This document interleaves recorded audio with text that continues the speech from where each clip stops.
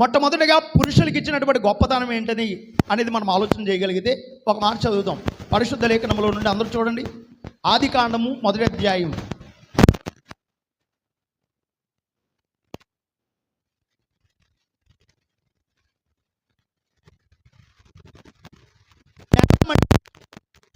నిర్మించి వాని రాశికారంధ్రములలో జీవవాయువును వదగా నరుడు జీవాత్మాయను.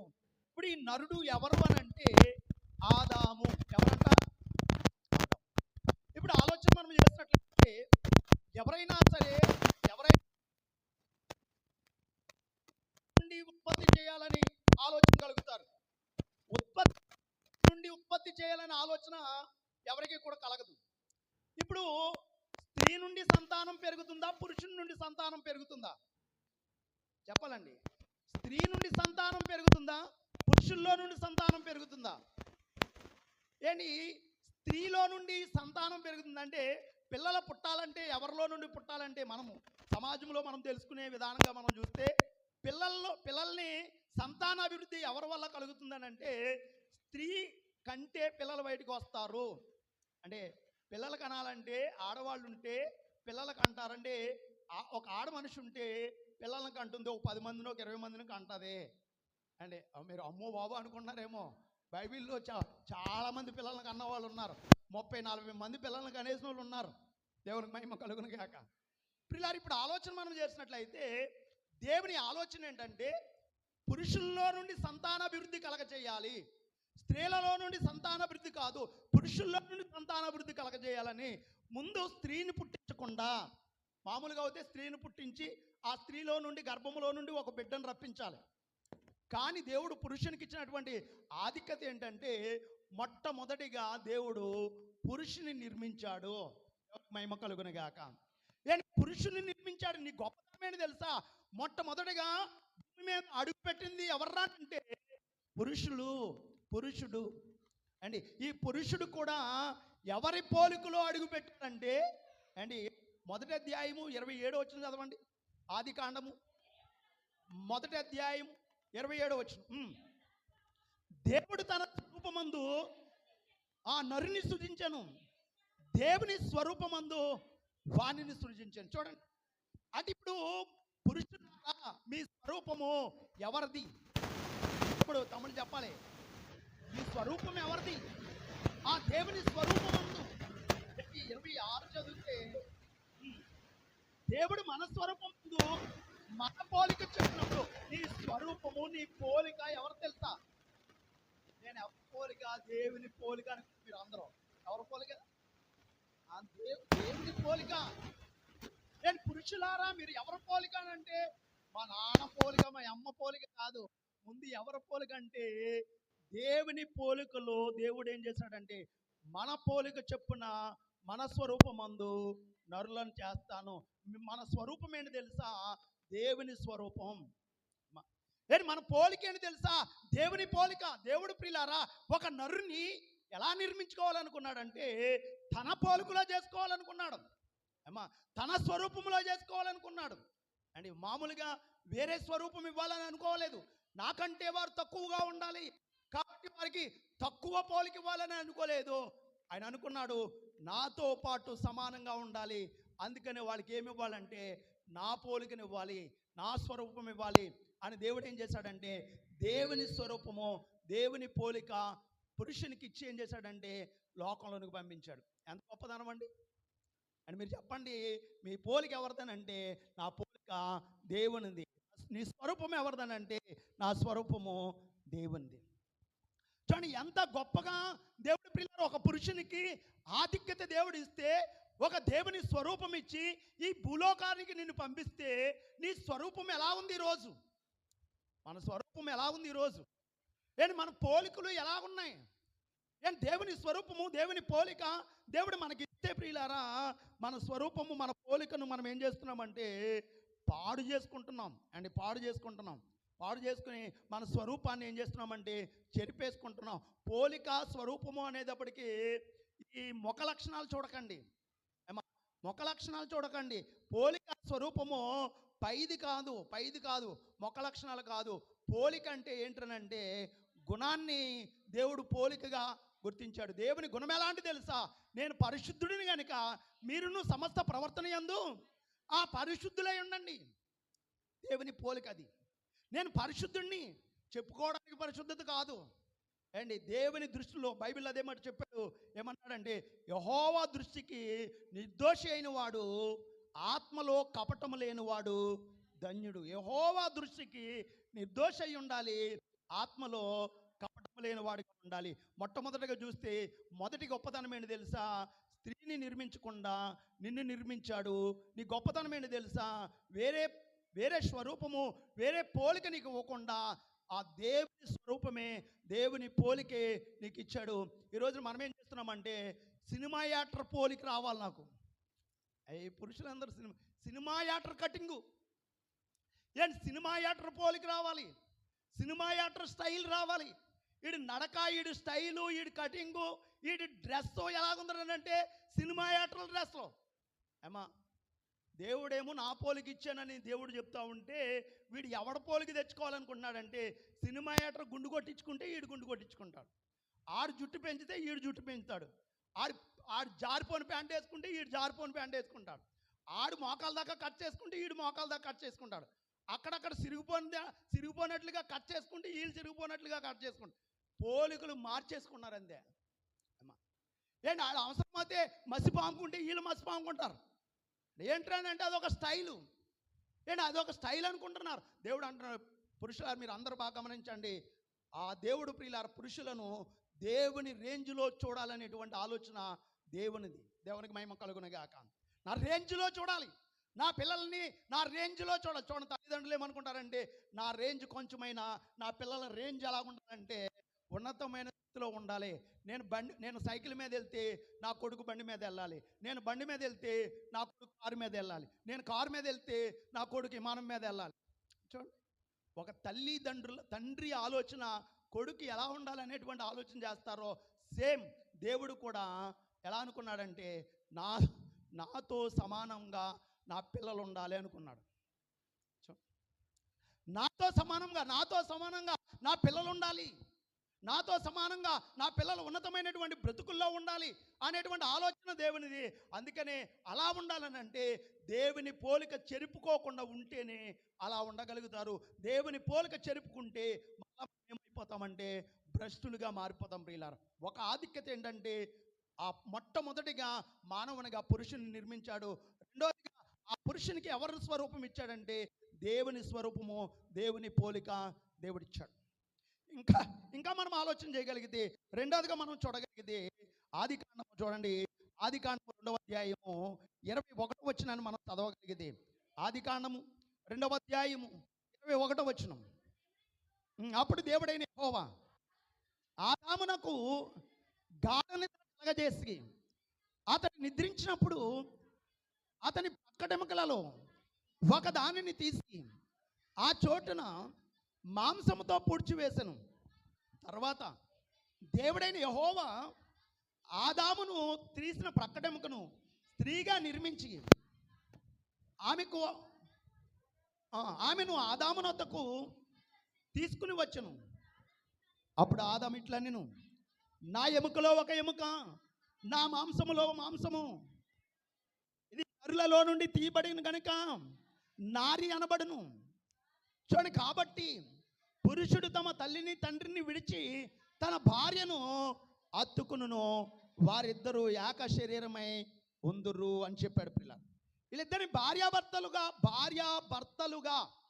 అంటే ఇప్పుడు వీళ్ళిద్దరిని ఏ పేరు పెట్టాడంటే భార్య భర్తలు. ఇప్పుడు ఆదాముకి ఏం పేరు వచ్చింది? భర్త. అమ్మా అండి, ఇక్కడ అందరు భర్తలు ఉన్నారా లేరా? కొంతమంది అండి చెప్పాలి, మీరు బాగా ఆలోచన చేయాలి. ఇప్పుడు నరుని నిర్మించిన తర్వాత ఆ నరుని ఏం చేశాడంటే ఆదాములో నుండి ఒక ఎముకను ఇరిచి స్త్రీగా నిర్మించి ఆదామునకు ఏం పేరు పెట్టాడంటే భర్త అని పేరు పెట్టాడు. అమ్మా, భర్త అంటే మామూలు పేరు కాదు అండి. వింటున్నారా? భర్త అంటే మామూలు సంగతి కాదు ప్రియులారా, మామూలు పేరు కాదు. భర్త అనేటువంటి పోస్టు భర్త అనేటువంటి పేరు ఎవరిదనంటే ఒక మాట చదవండి. యెషయా గ్రంథము 54వ అధ్యాయము 5వ వచనం చదవగలిగితే, యెషయా గ్రంథము 54వ అధ్యాయం 5వ వచనం. నిన్ను సృజించిన వాడు నీకు భర్త అయి ఉన్నాడు, ఆయన పేరు సైన్యములకు అధిపతియగు యెహోవా. చూడ, ఇప్పుడు భర్త పేరేంటి అమ్మ చెప్పాలి తమ్ముళ్ళు? భర్త పేరేంటి? సైన్యములకు అధిపతియగు యెహోవా. నేను భర్త పేరేంటనంటే, భర్త అనంటే మామూలు కాదు. అందుకని కొంతమంది అన్యులు భర్తకి కాళ్ళకి దండం పెడతా ఉంటారు. అండ్ భర్త కాళ్ళ దగ్గరకు వచ్చి ఇలా దండం పెట్టుకుని మంగళసూత్రాన్ని ఇలా కళ్ళు కద్దుకుని ఇలా గుండెల్లో వేసుకుంటారు. ఏంట్రా, ఎందుకురా గుండెల్లో వేసుకున్నారంటే, నా భర్త హాయిగా ఉండాలి, మన భర్త హాయిగా ఉండాలి అనేటువంటి ఆలోచన. పిల్లలు, ఇప్పుడు భర్త అనేటువంటి పేరు చూడండి, ఒకటి ఏమన్నాడంటే, తన స్వరూపమందు తన పోలిక చెప్పిన నరుని నిర్మించాడు, అంత గొప్ప ఆధిక్యత ఇచ్చాడు. సృష్టిలో ఎవరికి లేనటువంటి ఆధిక్యత ఒక పురుషునికి ఇచ్చాడు. రెండోది అండ్ భర్త అనేటువంటి పోస్టు ఎవరికి ఇవ్వలేదు. అండ్ భర్త అనేటువంటి పేరు ఎవరికి ఇవ్వలేదు. ఎందుకు ఎవరికి ఇవ్వలేదనంటే, భర్త అనే పేరు ఎవరిదనంటే, నిన్ను సృజించిన వాడు నీకు భర్త అయి ఉన్నాడు, ఆయన పేరు సైన్యములకు అధిపతియగు యెహోవా. చూడ అమ్మా, అర్థమైందా? అర్థం అవ్వలేదా తమ్ముళ్ళు? అర్థమైందా? అంటే భర్త అంటే ఎవరి పేరు అది? ఇప్పుడు ఇష్మాయేలు అని అంటే, ఇప్పుడు నా పేరు ఉంది ఇష్మాయేలు. ఇప్పుడు నా పేరుని ఎవరు కట్టామంటే, ఆయన ఏలి ఇష్మాయేల్ అని ఆయన కట్టాడు. అండ్ మా అన్నయ్య పేరు ఇసాకు ఎవరి పేరు అని మా తాత పేరు. ఇప్పుడు భర్త అనేటువంటి పేరు సమాజంలో ఉన్నటువంటి లేకపోతే భూమి మీద నివసిస్తున్నటువంటి వారందరిలో పెళ్ళైన వారందరికీ భర్త అనేటువంటి పోస్ట్ వస్తుంది. ఆ పోస్టు ఎవరి పేరంటే అది ఆ దేవుని పేరు డైరెక్ట్గా నీకు పెట్టాడు. ఎంత గొప్పదనం అండి! ఏమా, ఎవరికి పెట్టలేదు, ఎవరికి ఇవ్వలేదు అంత ఆధిక్యత.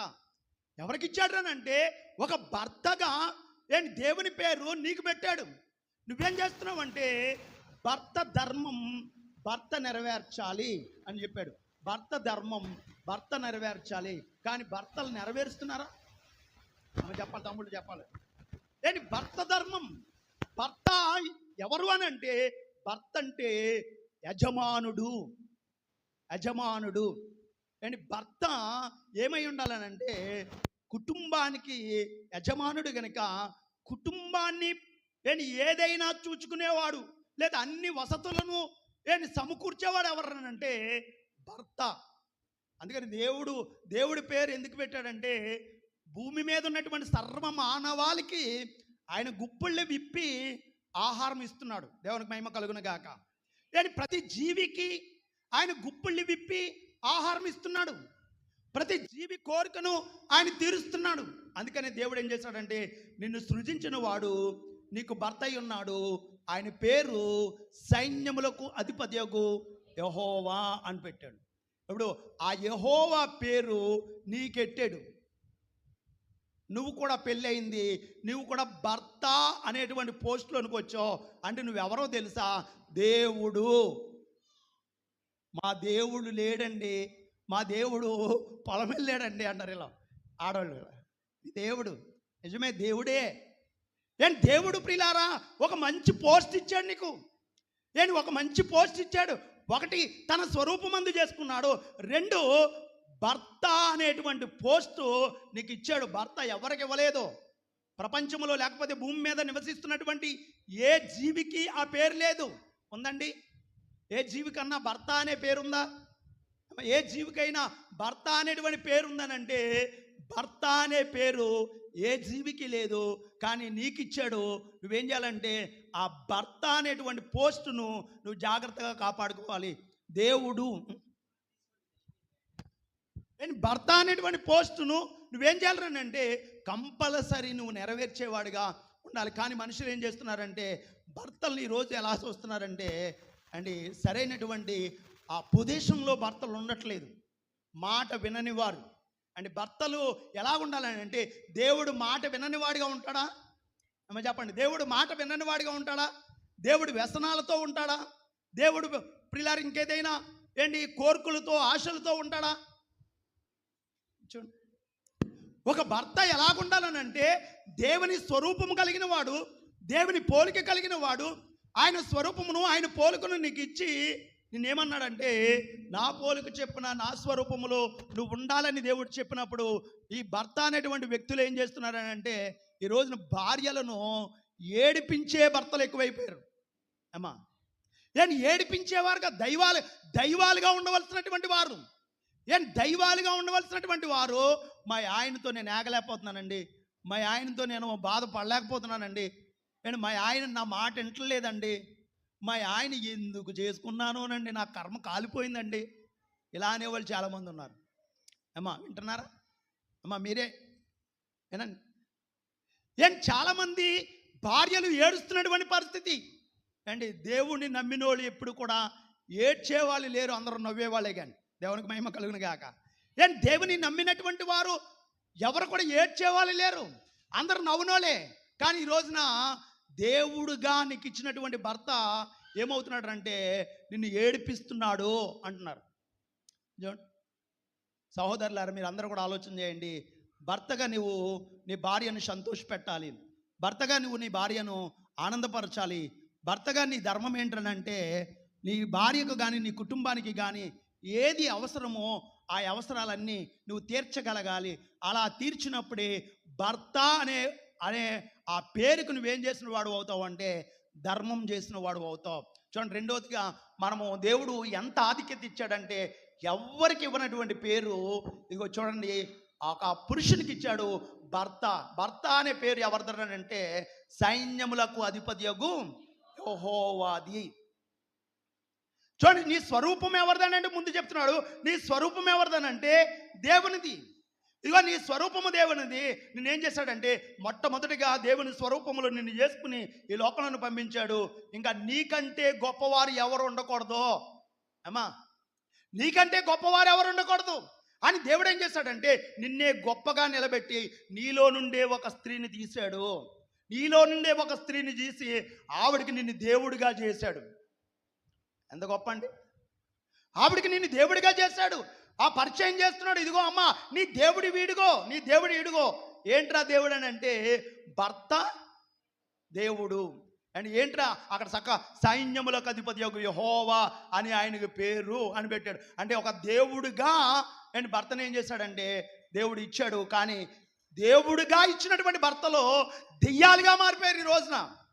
ఏమా, దేవుడిగా ఉండవలసినటువంటి వారు దేవుడు అనేటువంటి పదానికే, లేకపోతే భర్త అనేటువంటి పదాలకే అర్థం లేకుండా మనుషులు ఏం చేస్తున్నారంటే బ్రతుకుతున్నారు. ఎందుకురానంటే సమాజంలో వాళ్ళ తన్ను గురించి తాను తెలుసుకోలేనటువంటి పరిస్థితిలో ఉన్నారు కనుక తన్ను గురించి తాను తెలుసుకోలేకపోతున్నారు. నేను ఏ స్థితి కలిగిన వాడిని, నా స్వరూపం ఏంటి, నా పోలిక ఏంటి, నా పోస్ట్ ఏంటి, దేవుడు నన్ను ఏ స్థితిలో ఏ స్థితిలో నిలబెట్టాడో మనిషి అర్థం చేసుకోలేదు.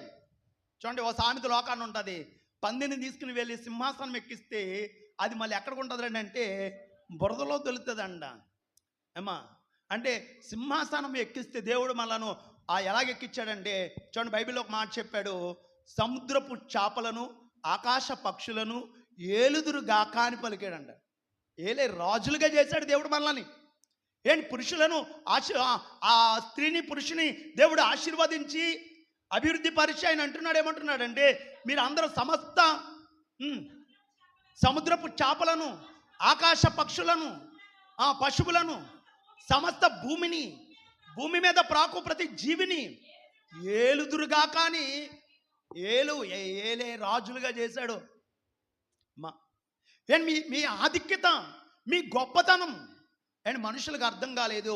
ఈరోజు తూ అని ఊసేవారు ఉన్నారు ముఖం మీద అండి. తూ అని ఊసే పరిస్థితి ఆ పురుషులు తెచ్చుకున్నారు. ఏంటనంటే వీళ్ళు దేవుని స్వరూపాన్ని, దేవుని పోలికను మార్చేసుకుంటున్నారు కనుక మనుషులు ఏం చేస్తున్నారంటే కట్టుకున్న భార్యే తూ అని ఊసేటటువంటి పరిస్థితి.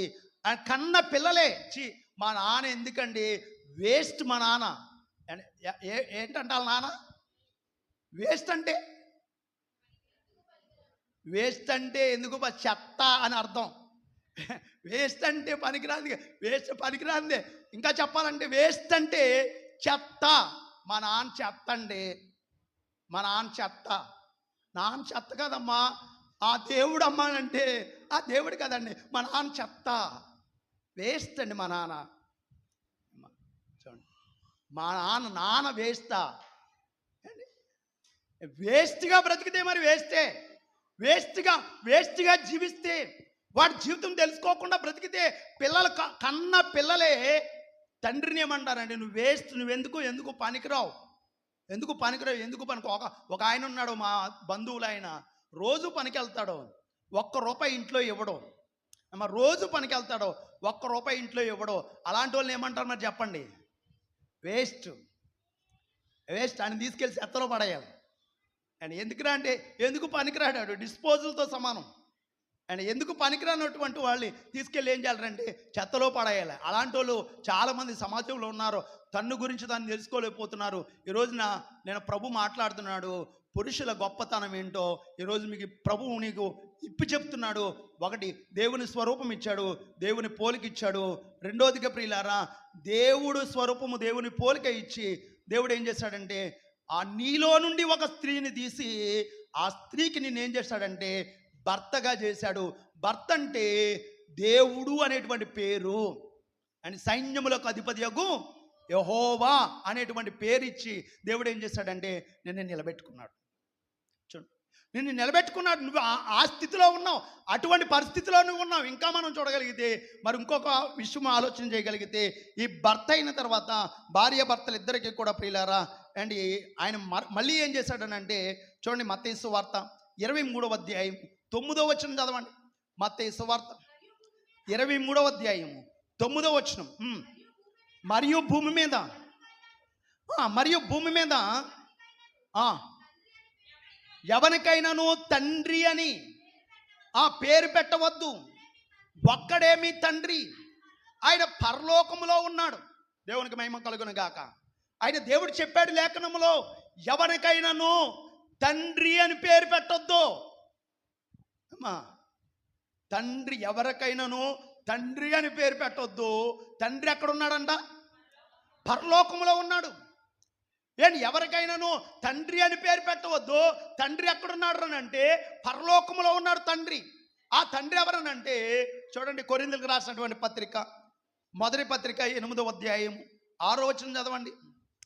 కొరింథీయులకు రాసినటువంటి మొదటి పత్రిక 8వ అధ్యాయము 6వ వచనం. ఆకాశమందైనను భూమి మీదనైనను దేవతలు అనబడినవి ఉన్నను, మనకి ఒక్కడే దేవుడున్నాడు, ఆయన తండ్రి. తండ్రి అంటే ఎవరు? దేవుడు. ఏమా తమ్ముడు, అర్థమవుతుందా? ఎవరికైనాను తండ్రి అని పేరు పెట్టొద్దు అని చెప్పినటువంటి దేవుడు ప్రియులారా, ఆయన అంటున్నాడు, ఏమంటున్నాడు అంటే తండ్రి ఎవరు అని అంటే ఆయన అంటున్నాడు, ఆ దేవతలు అనబడిన వారును, ఆకాశమందైనను ఆ భూమి మీదనైనను దేవతలు అనబడిన వారు అనేక మంది ఉన్నను, మనకి ఒక్కడే దేవుడున్నాడు, ఆయన తండ్రి. దేవుడు ఎవరనంటే తండ్రి. ఈరోజు ఇక్కడ తండ్రులు ఉన్నారా లేరా? తమ్ముళ్ళు, తండ్రులు ఉన్నారా లేరా? చెప్పట్లేదు ఎవరు? తండ్రులు ఉన్నారా లేరా? ఉన్నారు. తండ్రులు అంటే ఎవరో తెలుసా? దేవుడు. తండ్రులు అంటే ఎవరో తెలుసా ప్రియులారా? ఎంత గొప్పతనం తెలుసా? ఎంత గొప్పతనాన్ని దేవుడు ఇచ్చాడు తెలుసా?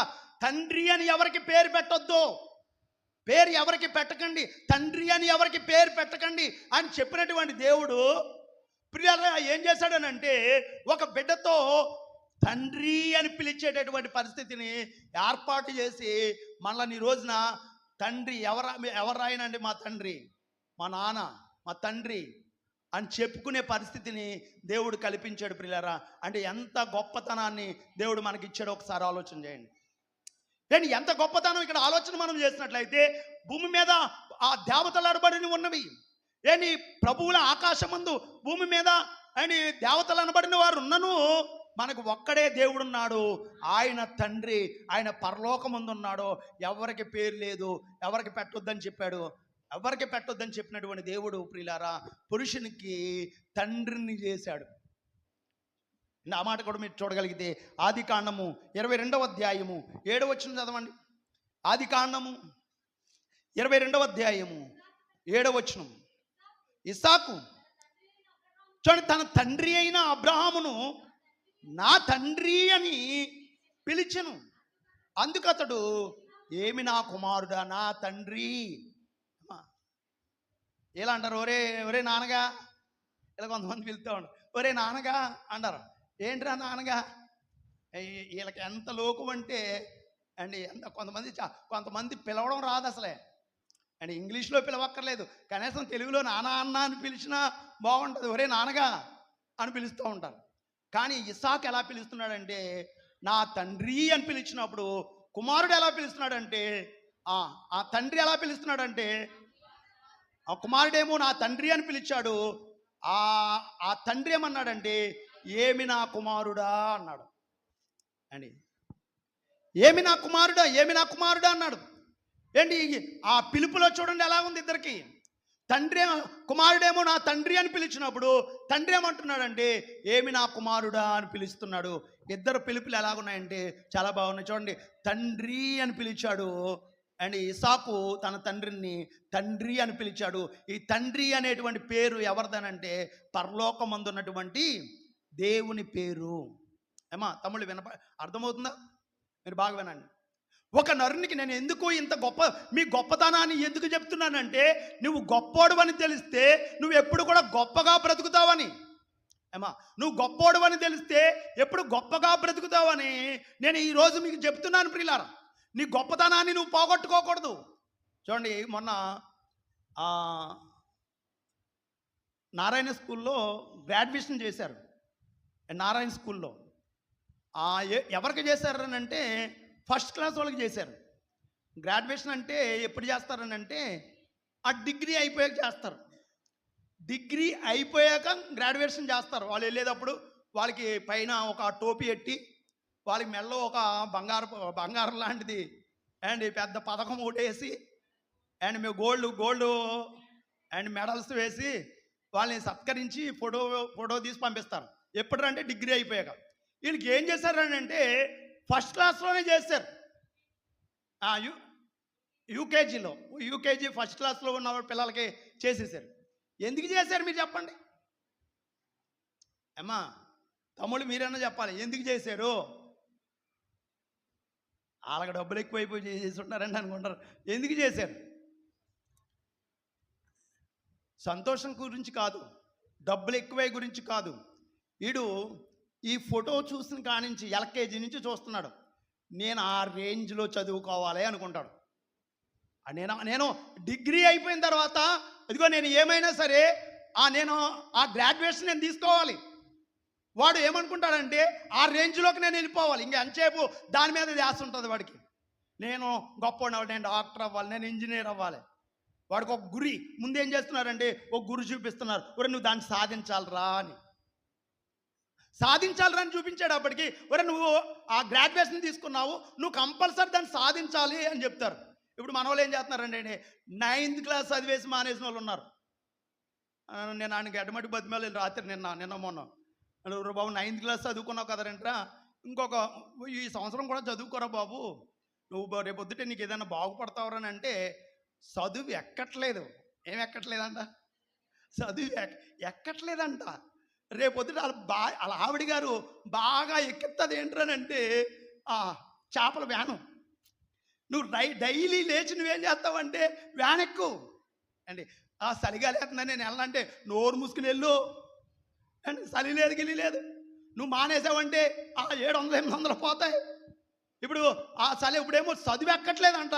చదివించేటప్పుడు రేపొద్దుట వ్యాన్ ఎక్కిస్తుందా ఆవిడ, దెబ్బకి తోలేద్ది రోజు అని కొంతమంది ఉన్నారు. అసలు ఆడవాళ్ళు ఇంటికాడ ఉండేవారు. ఏంటనండి వెళ్ళిపోవాలి తొందరగా. ఆ డబ్బులు చూసిన వాళ్ళు చూడండి, కొయిటా వెళ్ళిన వాళ్ళు కూడా ఉన్నారు చూడండి. కొయిటా వెళ్ళి వచ్చి మళ్ళీ ఇండియాలో ఉండమంటే ఉంటారా? ఉండరు. ఏంటంటే కొయిటా డబ్బులు చూసిన తర్వాత మళ్ళీ ఇండియాలో కూర్చుని ఉండడానికి వాళ్ళ మనసు ఆగదు. ఎందుకనంటే చెక్కులు చూసిన తర్వాత మళ్ళీ చెక్కులు రావాలనేటువంటి ఆలోచనతో మళ్ళీ వెళ్ళిపోతారు. మొన్న ఒక ఆవిడ ఏంటి వెళ్ళింది. వెళ్ళేదాకా వెళ్ళాలని చాలా ప్రార్థన చేయించుకుని ఇప్పుడు చుట్టూ తిరిగిన తర్వాత వెళ్ళిన తర్వాత సబ్బులు నాయనండి, షాంపులు నాయనండి, అన్నీ నాయనండి. ఎందుకండి ఎక్కడ వెళ్ళిపోతానండి అని నెలలో తిరిగి వచ్చేసిన తర్వాత మళ్ళీ వెళ్ళిపోవాలని మళ్ళీ వచ్చేస్తుంది. అండి మళ్ళీ మొన్నే కదా వచ్చావు, మొన్నే కదా వచ్చావు, మొన్న వచ్చి మళ్ళీ ఏం చేస్తున్నారండి, మళ్ళీ వెళ్ళిపోవాలంట. అది ఎలా ఉన్నదంటే పరిస్థితి అలా ఉంది ప్రియులారా. కానీ ప్రభువు లేఖనంలో చక్కగా చెప్తున్నాడు ఏంటనంటే అండి, మనిషి ఆధిక్యత మనిషి అర్థం చేసుకోకపోయేటప్పటికీ మనిషి ఏం చేస్తున్నాడు అంటే దిగజారిపోతున్నాడు. ఈరోజు నేను చెప్పబోయే విషయం ఏంటనంటే, మీ గొప్పతనం మీకు తెలియలేదు కనుక ప్రియులారా మీరు ఏం చేస్తున్నారంటే మీ గొప్పతనాన్ని పోగొట్టుకుంటున్నారు. చూడండి, మీకు మంచి మంచి స్వరూపాలు ఇచ్చారు. ఈరోజు మీరు మొక్కల అద్దాల్లో చూసుకోండి, ఎవరి స్వరూపం ఎలా ఉందో. అండ్ ఒక్కొక్కరు అద్దాల్లో చూసుకోండి. అండ్ ఎవరి కాలే ఎవరి స్వరూపం వాళ్ళే అద్దంలో చూసుకుంటే ఎవరిలో అండ్ అద్దం ఏం చేస్తుంది చెప్పండి? అద్దం ఏం చేస్తుంది? సరి చేస్తుంది. అద్దం ఏం చేస్తుంది అంటే సరి చేస్తుంది. ఇప్పుడు నా ముఖం చూసుకున్నాను, ఇప్పుడు నా ముఖం చూసుకుంటే నా కటింగ్లో కానివ్వండి, నా గెడ్డంలో కానివ్వండి, నా మీసాల్లో కానివ్వండి, లేదా ఎక్కడ ఏ తేడా ఉన్నా నా అద్దం ఏం చేస్తుంది? నాకు సరి చేస్తుంది. ఏం సరి చేస్తుంది? ఇప్పుడు అద్దం చూసుకుంటే ముఖం సరి చేస్తుంది. అప్పుడు మనం వెళ్ళి అద్దం దగ్గరికి వెళ్ళి చూసుకున్నాం అనుకోండి, మనకి ఏది వంకున్నదో అది కనపడుతుంది. కనబడినప్పుడు మనం ఏం చేయాలి? సరి చేసుకోవాలి. ఏం దేవుని స్వరూపం మనలోనికి రావాలంటే సరి చేసుకున్నవాడు మొకోడు. దేవునికి మహిమ కలుగును గాక. ఏం సరి చేసుకోవాలి కంపల్సరీ. సరి చేసుకోకుండా అడ్జస్ట్ అయితే కనుక కుదరదు. ఏమా, అతిక్రమములు దాచిపెట్టుకున్నవాడు వర్ధిల్లడు కానీ వాటిని ఒప్పుకుని విడిచిపెట్టువాడు కనికరమును. మాట చెప్పినప్పుడు సరి చేసుకున్నవాడు వాడు గొప్పోడు అవుతాడు ఎప్పుడైనా సరే. ఏం మాట చెప్పినప్పుడు సరి చేసుకున్నవాడు గొప్పోడు. ఏం సరి చేసుకోని వాడు కాదు. ఏం సరి చేసుకోవాలి. పెద్దలు చెప్పినప్పుడు ఏదైనా సరే సరి చేసుకుంటే సరి చేసుకున్నవాడు గొప్పడు అవుతాడు. సరి చేసుకోకుండా అలాగే ఉంటే కనుక వాడిని ఏమంటారంటే మూర్ఖుడు అంటారు. మూర్ఖుల్లోనికి వెళ్ళిపోతాడు. దేవుడు ఏం చేస్తాడు తెలుసా? అలాంటి వారిని భ్రష్టు మనసుకు అప్పగించేస్తే ప్రతి నీచమైన కార్యము వారి వల్ల ఆయన జరుగుతుంది. నీచమైన కార్యం. ఈరోజు భ్రష్టు మనసుకు మనల్ని అప్పగించకుండా ఉండాలంటే మనం ఏం చేయాలనంటే మన ముఖం చూసుకున్నప్పుడు మన ముఖములో దేవుని స్వరూపం ఉందా, దేవుని పోలుకుందా, దేవుడు చెప్పినట్లుగా మనం బ్రతుకుతున్నామా, దేవుడు ఏం చెప్తున్నాడు అన్ని అద్దంలో మనం చూసుకుంటే అప్పుడు మన బ్రతుకేంటో మనకు కనబడుతుంది.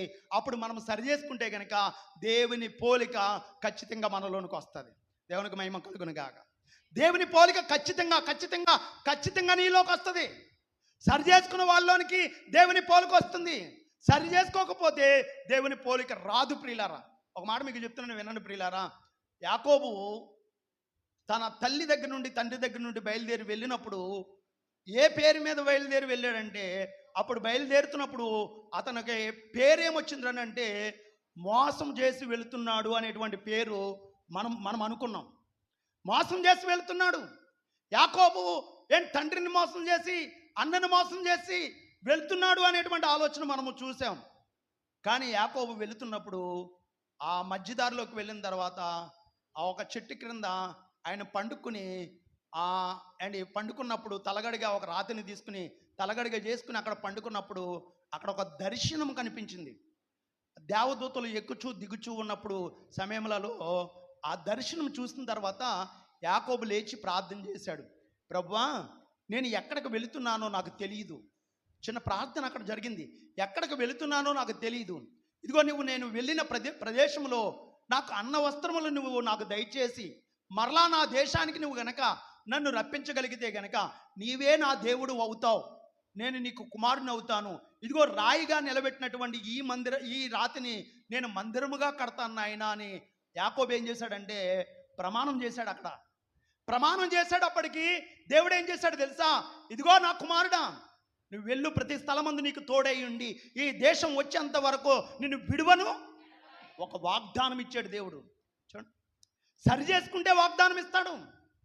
సరి చేసుకుంటే నా కుమారుడా నిన్ను విడువను, నేను ఎడబాయను, నీకు తోడుగా ఉంటాను, నువ్వు వెళ్ళు, ప్రతి స్థలమందు నీకు తోడై ఉండి ఈ దేశమునకు వచ్చేంత వరకు నిన్ను విడువను ఎడబాయనని దేవుడు యాకోబుకి వాగ్దానం ఇచ్చాడు. ఈరోజు మనకు కూడా వాగ్దానం ఇస్తున్నాడు. నువ్వు వెళ్ళిన ప్రదేశంలో దేవుడు నీకు తోడుగా ఉంటాడు. ఎప్పుడు అని అంటే నువ్వు సరి చేసుకుంటే, అమ్మా సరి చేసుకోవాలి. ప్రతి ఒక్కరికి దేవుడు అవకాశాలు ఇస్తూ ఉంటాడు. చూడండి, కూర్చోబెట్టి చెప్తున్నాడు నీతో, నుంచోబెట్టి కాదు, కూర్చోబెట్టి చెప్తున్నాడు. ఇదిగో కూర్చోబెట్టి నా కుమారుడా, ఇదిగో నీ స్వరూపము, నీ పోలిక నా పోలిక ఇచ్చాను, నా స్వరూపం ఇచ్చాను. ఇదిగో నీ తండ్రి అనే పేరు, ఇదిగో నాది, భర్త అనే పేరు నాది, నీకు ఇచ్చాను ఇవన్నీ. చూడండి తండ్రి, ఈ రోజున ఇక్కడ తండ్రి అని పిలువబడుతున్న వారు అందరూ ఉన్నారు. తండ్రి అయ్యావా అంటే నేను తండ్రిని అయ్యాను అంటారు. తండ్రి అవ్వలేదా అంటే అవ్వలేదా అంటే తండ్రి అవ్వకపోతే ఒక నీచమైన వాడిగా చూస్తారు, తండ్రి అవుతే ఒక గొప్పోడిగా చూస్తారు. ఆ గొప్పతనం దేనిలోంచి వచ్చిందని అంటే దేవుడు నీకు ఇస్తే తండ్రి అనే ఆ పోస్ట్లోనికి నువ్వు వస్తావు, లేకపోతే నువ్వు రావు. చాలామంది ఉండిపోయారు, తండ్రి అవనటువంటి వాళ్ళు చాలామంది ఉండిపోయారు, తల్లి అవనటువంటి వారు చాలామంది ఉండిపోయారు. వారు గుళ్ళు చుట్టూ అండ్ ఇలా వైద్యం చుట్టూ ప్రార్థన చుట్టూ తిరుగుతున్నారు. తండ్రి అవ్వాలి, తల్లి అవ్వాలి అనేటువంటి ఆలోచనతో దేవుడు నువ్వు అడగకుండానే నిన్ను తండ్రిని చేశాడు. అండ్ తండ్రి అవ్వగానే నోట్లో మనకేమెడతారో ఆ స్పీటు, నేను తండ్రి అవ్వగానే తండ్రి అయ్యాడనేటప్పటికి పరిగెట్టుకొచ్చి నోట్లో స్పీట్ ఆడతారు. ఏంటంటే నోరు తీపి చేసుకో, ముందు నోరు తీపి చేసుకో. ఏం చెప్తాను మంచి మాట అంటే ఏంటంటే నేను ఆ తండ్రిని కాబోతున్నాను, నేను తల్లిని కాబోతున్నాను అనే మాట. ఈరోజు నా ప్రియమైన సంగమా, పురుషులందరికీ ప్రభు చెప్తున్నాడు ఏంటనంటే మీరు ఎంత గొప్పవారనంటే ఆ దేవుని రేంజ్లో మిమ్మల్ని ఉంచాలనేటువంటి ఆలోచన దేవునికి ఉంది. చూడండి, ఆయన ఎలాంటి ఆలోచన కలిగి ఉన్నాడో ఒకసారి మనం చూడగలిగితే, చూడండి ఎలాంటి స్థితిలో ఉంచాలనుకున్నాడో ఒక మాట మనం చదవగలిగితే యోహాను సువార్త 10వ అధ్యాయము, యోహాను సువార్త 10వ అధ్యాయము 34వ వచనాన్ని మనం చూడగలిగితే, యోహాను సువార్త 10వ అధ్యాయం 34వ వచనం, అందుకు యేసు ఇదిగో మీరు దైవములని నేను అంటినని మీ ధర్మశాస్త్రములో రాయబడి ఉండలేదా? ఆఖరికి లాస్ట్లో చెప్తున్నాడు, ఇదిగో మీరు దైవాలు. అందుకు యేసు ఇలా అంటున్నాడు, మీరు దైవములని. దైవములు మీరు ఏమనుకుంటున్నారంటే దైవాలు. మీకు పేరు పెట్టాను నేను, పేరు ఏం పేరు పెట్టానంటే దైవాలు. అమ్మా దైవాలు అని పేరు పెడితే మనకేం పేరు ఉంది ఇప్పుడు? అమ్మా దైవాలు అని పేరు పెట్టాడంట. మీరు దైవములని నేను అనుచున్నాను.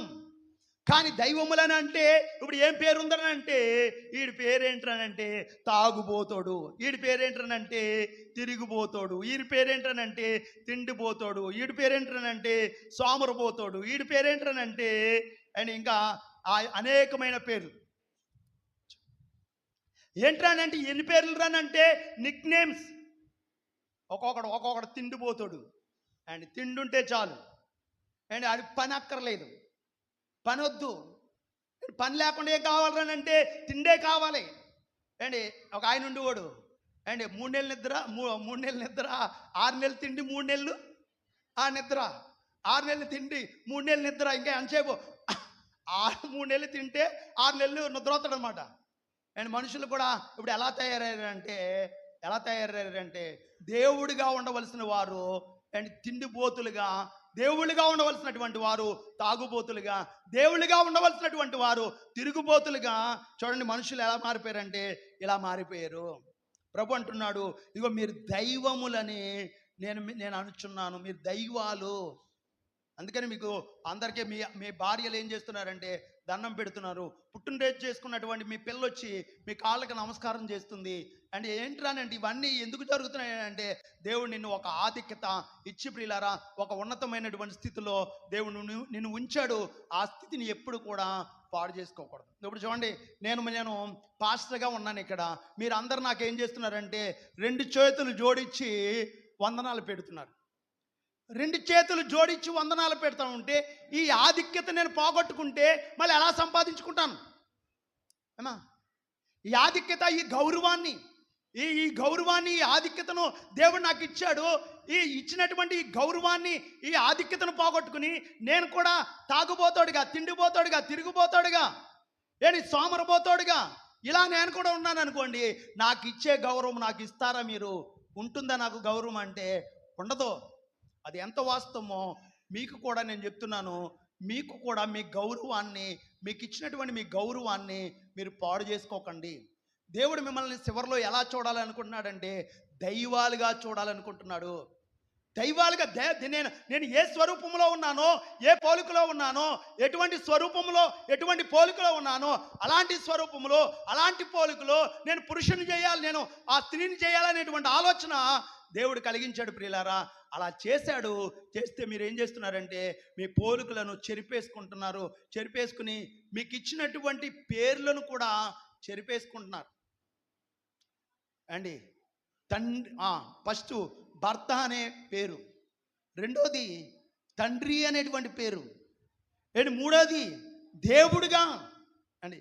దేవుడిగా ఉండవలసినటువంటి ఆ పేరుని దేవుడు ఏం చేస్తున్నారంటే చాలామంది పాడు చేసుకుంటున్నారు. పాడు చేసుకుని ఏం చేస్తున్నారంటే ఒక్క రోజుకి పరిమితం కలిగి ప్రియులారా భక్తి జీవితం ఎవరిదరానంటే ఆడవాళ్ళదే అన్నట్లుగా ఆడవాళ్ళే భక్తి చేస్తున్నారు, కానీ మగవాళ్ళు భక్తి చేయలేని వారుగా ఉన్నారు. ప్రార్థన కనీసం ఒక అరగంట ప్రార్థన చేసే మగవాళ్ళు ఎవరానంటే ఎవరు కనిపించట్లా.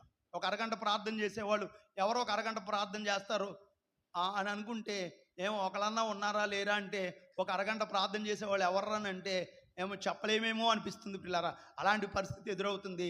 మనం ఎలా ఉండాలనంటే దేవుడు రేంజ్లో మనలను ఉండాలని దేవుని కోరిక, దేవుని ఆలోచన. ఎప్పుడు కూడా చూడండి, ఆ రేంజ్ మనం తప్పుకుంటే కనుక మనం ఏమైపోతామంటే అపవాది రేంజ్లోకి వెళ్ళిపోతాం. అపవాది రేంజ్ ఏంటి తెలుసా ఏమా? అపవాది రేంజ్ ఏంటి తెలుసా? అది ఎంతసేపు కూడా మనము అపవాది మనలను ఏ రేంజ్లో చూడాలనుకుంటుందని అంటే పాడైపోయే రేంజ్లో చూడాలనుకుంటుంది. ఎంతసేపు పేకాట ఆడేవాడుగా ఉండాలి, ఆ కోడి పందాలకి వెళ్ళేవాడుగా ఉండాలి. దాని రేంజ్ చూడండి, ఎంతసేపు కూడా తిండిపోతాడుగా ఉండాలి, తాగుపోతాడుగా ఉండాలి, తిరిగిపోతాడుగా ఉండాలి, దెబ్బలాడుకునేవాడుగా ఉండాలి, మనశ్శాంతి లేనివారుగా ఉండాలి. దాని రేంజ్ అది. దాని రేంజ్ అది. కానీ దేవుని రేంజ్ అది కాదు ప్రియులారా.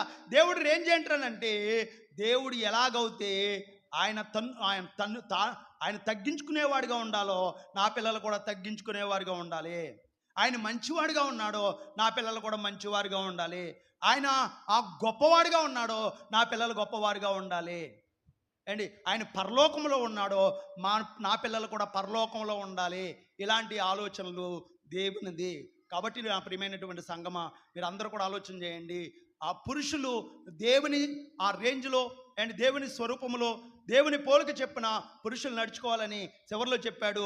దేవుని వాక్యము ఎవరికి వచ్చునో వారే దైవాలు.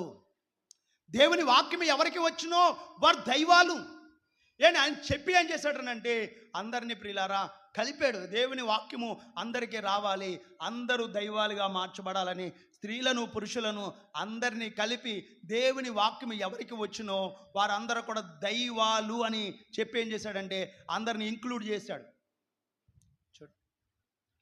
ఈరోజు చూడండి, నేర్చుకోండి, ప్రతి ప్రార్థనకి రండి అంటే ఇంటి దగ్గరే ఉంటున్నారు.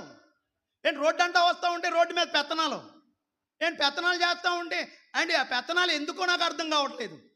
మీరు వస్తే మీరు దీవించబడతారో దేవుడు మిమ్మల్ని ఒక ఉన్నతమైన స్థితిలో ఈరోజు నీకు ఆశీర్వాదం రాకపోవచ్చు. నువ్వు చూడండి, విత్తినమ్మనే కోత కోయలేం విత్తినమ్మనే కోత కోయలేం. విత్తిన తర్వాత కొన్ని రోజులు ఆగితే కోత కోస్తాం, అప్పుడు ధాన్యం ఇంటికి వస్తుంది. అలాగే ప్రార్థన చేసిన రోజునే నీకు ఆశీర్వాదం రాకపోవచ్చు. నువ్వు ఎప్పుడైతే కష్టకాలంలో ఉంటావో నష్టకాలంలో ఉంటావో ఆ ప్రార్థన నీకు ఏమవుతుందని అంటే అది ఆశీర్వాదంగా మార్చబడుతుంది. ఈరోజు నువ్వు ప్రార్థన చేసి ఉంటే ఒక దినాన్ని అది ఆపదలో నిన్ను ఆదుకుంటుంది. ఒక మాట నేను చెప్తున్నాను, హిజ్కియా గతించిన కాలంలో భక్తి చేశాడు. మరణకాలం వచ్చినప్పుడు హిజ్కియాకు ఆ ప్రార్థన ఏమైందని అంటే ఉపయోగపడింది. హిజ్కియా గతించిన కాలంలో ప్రార్థన చేశాడు. అంతకుముందు నీతి న్యాయములను అనుసరించి బ్రతికాడు, న్యాయంగా బ్రతికాడు. ఆ బ్రతికినటువంటి న్యాయము నీతి అతను ఏం చేస్తుందంటే మరణకాలంలో అతను ఏం చేస్తుందంటే కాపాడింది. ఈ రోజున మనం నీతిగా ఉంటే ఎప్పుడైనా మరణపాయం మన మీదకి వచ్చినప్పుడు అది ఏం చేస్తుందనంటే ఆ ప్రార్థన కాపాడుతుంది. నా ప్రియమైన సంగమా మీ అందరికీ నేను చెప్తున్నాను, మీరు బాగా గమనించండి, ప్రార్థన మిస్ అవ్వకండి. ఎందుకనంటే అన్నమైన తినడం మానేసినా పర్లేదు, కానీ ఆ దేవుని సన్నిధి ప్రార్థన మనం మానేస్తే మనం ఏమీ చేయలేం. ఎందుకనంటే అన్నం మానేసిన బ్రతుకుతాం, కానీ దేవునితో సహవాసం మానేస్తే కనుక మనం బ్రతకలేం. కాబట్టి నాకు వేరుగా ఉండి మీరు ఏమీయో చేయలేరు. కష్టమైన, నష్టమైన, బాధ అయినా, విరికైనా, ఇబ్బంది అయినా, వానైనా, ఏదైనా సరే మనం ఏం చేయాలనంటే దేవునితో కలిసి ఉండడానికి, ఆయన కలవడానికి మనం ఏం చేయాలంటే వెళ్ళినప్పుడు నీ ఆసక్తిని చూసి నిన్ను ఆశీర్వదిస్తాడు. నీ ఆసక్తిని చూస్తాడు దేవుడు. నీ ఆసక్తిని రాత్రి షారోన్ గారు వాళ్ళ ఆవిడ గారు రాలేదు, వాళ్ళ అమ్మగారు రాలేదు. ఆ పిల్ల లైట్ ఇచ్చుకుని వచ్చేసింది. ఏంటి ఒక్కతే లైట్ ఇచ్చుకుని వచ్చేసింది పిల్ల. ఏంటంటే అమ్మకు బాగోలేదు, మా అమ్మకు బాగోలేదాం, లైట్ ఇచ్చుకుని వచ్చేసి ఒక్కతే లైట్ ఇచ్చుకుని వచ్చేసింది. నేను ఎంత సంతోషపడ్డానంటే అంత సంతోషపడ్డాను, మామూలుగా సంతోషపడలా. ఆ పిల్ల ఆసక్తి ఒక్కతైనా సరే లైట్ ఇచ్చుకుని వచ్చేసిందని నేను చాలా ఆనందపడ్డాను. ఇంకోటి ఏంటంటే భయం కూడా వేసింది. ఎందుకురానంటే ఈ రోజున ఊరకుక్కలు తిరుగుతున్నాయి, చాలా ఊరకుక్కలు.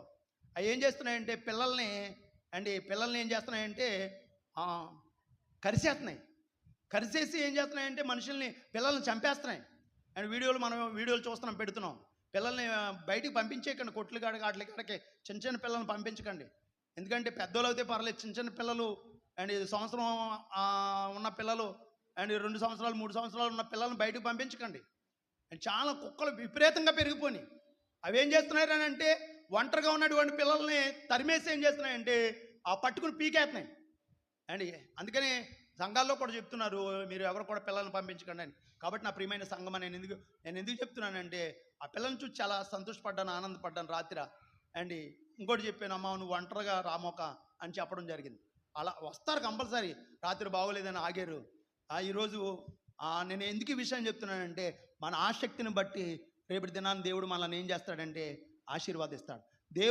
దేవుడితో ఎంత కలిసి ఉంటావు. బైబిల్లో ఒక మాట ఉంటుంది, ఎవడు నా యందు నిలిచి ఉండునో, నేను ఎవరి యందు నిలిచి ఉండునో వాడు బహుగా ఫలిస్తాడు. మీరు ఏమన్నా, ఎవడు నా యందు నిలిచి ఉంటాడో నేను ఎవరి యందు నిలిచి ఉంటానో మీరు బాగా గమనించండి. దేవునిలో నిలిచి ఉండండి. నిలిచి ఉంటే దేవుడు మీలో నిలిచి ఉంటాడు. మీలో నిలిచి ఉంటే అన్ని కార్యాలు మీ జీవితంలో జరుగుతాయి. ఆ మాటలు నమ్మండి. నేను బైబిల్లో ఉన్నటువంటి మాట తప్ప బయట మాట ఒక్కటి కూడా నేను చెప్పట్లేదు. అన్నీ కూడా బైబిల్లో ఉన్నాయి చెప్తున్నాను. దేవునిలో ఉన్నటువంటి వారి కుటుంబాలు ఎప్పుడు శాంతి సమాధానాలతో వర్ధిల్లుతాయి, ఎప్పుడు ఆరోగ్యవంతులుగా సంతోషంతో ఆనందంతో వర్ధిల్లుతారు. కాబట్టి గమనించి అర్థం చేసుకుని ప్రతి ఒక్కరు కూడా ఈ రోజున ముఖ్యంగా పురుషులకు ఒక మంచి వర్తమానాన్ని మీకు అందించాను. ఏంటి వర్తమానం అని అంటే మీ స్థితిని మీకు తెలిపాను. మీ స్థితి మీ స్థితి ఏంటో, మీ పరిస్థితి ఏంటో, దేవుని మిమ్మలను ఏ స్థానంలో ఉంచాడో ఆ స్థానాన్ని మీకు చెప్పాను. ఒకటి ప్రియులారా, దేవుని మరి ముగిస్తున్నాను, ఒకసారి రిపీట్ చేసి. ఫస్ట్ ఏం చేశాడంటే దేవుని స్వరూపమందు దేవుని పోలిక చొప్పున పురుషునిగా చేశాడు. ఆ పురుషునిగా చేసినటువంటి వ్యక్తిని ఏం చేశాడంటే మరలా అతని ఎముకలో నుండే ఒక ఎముకను ఇరిచి స్త్రీనిగా చేసి ఆ స్త్రీని తన దగ్గరికి తీసుకొచ్చి భర్తగా, అంటే భర్త అనేటువంటి పోస్టు, భర్త అనేటువంటి పదాన్ని ఆ పురుషునికి ఇచ్చాడు. భర్త అనేటువంటి పదం ఎవరిదనంటే ఒకటి దేవుని పోలికిచ్చాడు, రెండోది భర్త అనేటువంటి పదం ఆ పేరుని పెట్టాడు. ఆ భర్త అనే పేరు ఎవరిదనంటే నిన్ను సృజించిన వాడు నీకు భర్త అయి ఉన్నాడు అనేటువంటి పదం. ఆ భర్తని భార్యను చేసిన తర్వాత ఆ భర్తకి భార్యకి ఒక బిడ్డనిచ్చి తండ్రి అనేటువంటి పదాన్ని, తండ్రి అనేటువంటి పోస్ట్ను మరలా పురుషునికి ఇచ్చాడు. తండ్రి అనేటువంటి పదం ఎవరిదనంటే ఆ పరలోకమందు ఉన్నటువంటి తండ్రి, ఆయనే దేవుడు అనేటువంటి పదాన్ని నీకు ఇచ్చాడు. చివరిలో చెప్తున్నాడు, ఇదిగో మీరు అందరూ ఆడవాళ్ళు కానివ్వండి, మగవాళ్ళు కానివ్వండి, దేవుని వాక్యం ఎవరికి వచ్చినో వారందరినీ నేను ఎలా చూడాలనుకుంటున్నానంటే దైవాలుగా చూడాలనుకుంటున్నాను అన్నాడు.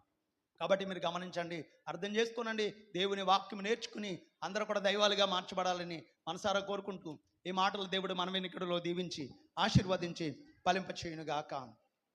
ఆమేన్. ప్రార్థన చేసుకుందాం.